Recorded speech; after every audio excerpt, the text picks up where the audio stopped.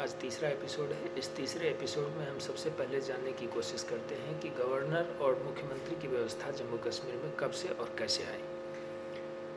जम्मू कश्मीर में संविधान के शुरुआती दौर से वहाँ पे सदर रियासत और दीवान का पद था। जैसे कि आप अगर भारतीय संदर्भ में समझें तो दीवान प्रधानमंत्री के बराबर होते थे, जबकि सदर रियासत राष्ट्रपति के बराबर होता था। यह सुनने में आपको अटपटा लग सकता है, लेकिन यह व्यवस्था वहाँ पे मौजूद थी।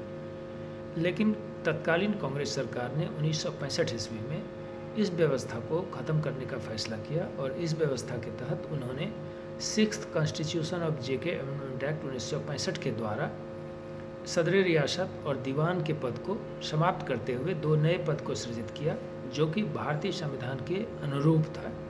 और एक तरह से आप कह सकते हैं कि जम्मू कश्मीर का जो ऑटोनॉमस स्टेटस था उसको डाइल्यूट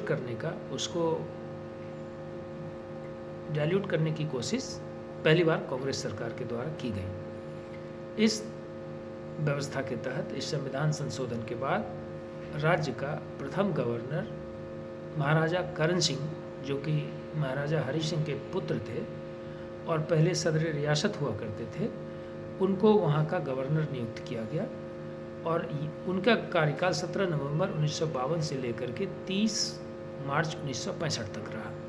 और इसके बाद फिर दूसरे गवर्नर के रूप में भगवान सिंह सहाय, जो कि एक ICS अधिकारी थे, उन्होंने 15 मई 1967 को पदभार ग्रहण किया और 3 जुलाई 1973 तक बने रहे। और उसके बाद तीसरे गवर्नर के रूप में LK झा, जो कि ICS अधिकारी थे, उन्होंने 3 जुलाई 1973 से लेकर के 22 फरवरी 1981 तक पदभार को संभाला।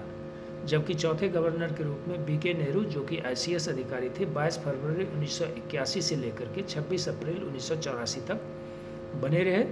और फिर दौर आया जम्मू कश्मीर के एक ऐसे दौर का जिसमें कि वहाँ पे काफ़ी उथल पुथल थी और वहाँ पे एक काफ़ी he able administrator Jagmohan Malhotra, जो कि एक IAS अधिकारी थे, उनको गवर्नर नियुक्त किया गया, जिनका कार्यकाल 26 अप्रैल 1984 से लेकर के 11 जुलाई 1989 तक रहा।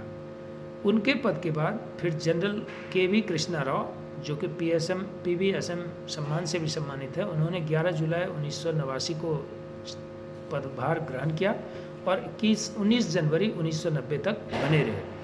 उसके बाद जगमोहन मल्होत्रा IAS अधिकारी फिर से दोबारा जम्मू कश्मीर के गवर्नर बनाए गए और उन्हें 19 जनवरी 1990 से लेकर 26 मई 1990 तक के लिए एक अल्पकालिक गवर्नर के रूप में रखा गया, जो कि उनके भूतपूर्व अनुभव के आधार पर उन्हें बनाया गया था।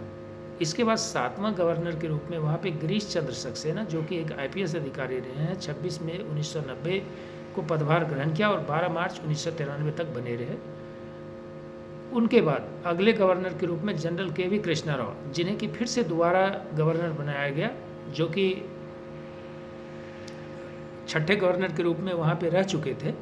उन्होंने फिर से 12 मार्च 1993 को चार्ज लिया और 2 मई 1998 तक बने रहे। एक लंबा कार्यकाल उनको पुनः दिया गया।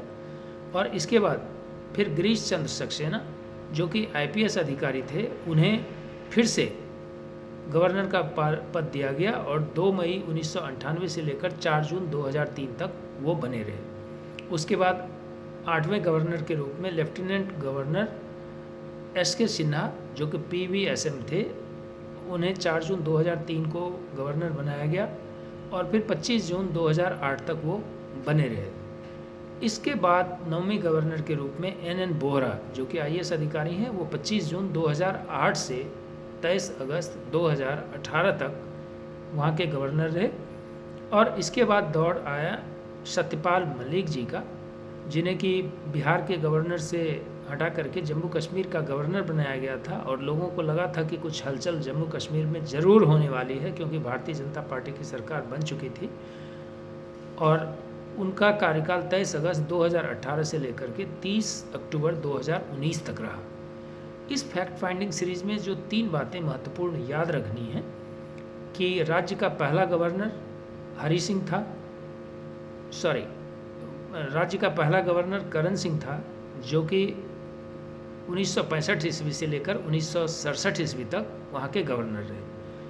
अंतिम गवर्नर के रूप में इस राज्य को सतपाल मलिक मिला, जिनका कार्यकाल 23 अगस्त 2018 से 30 अक्टूबर 2019 तक रहा। और इसके बाद जो तीसरी फैक्ट लोगों को याद रखनी है वो ये रखनी है कि गवर्नर के पद का सृजन सदर रियासत को हटा करके छठी जम्मू कश्मीर संविधान संशोधन के द्वारा 1965 ईस्वी में लाया गया था और सदर रियासत और दीवाने के पद का समाप्ति की गई थी। धन्यवाद।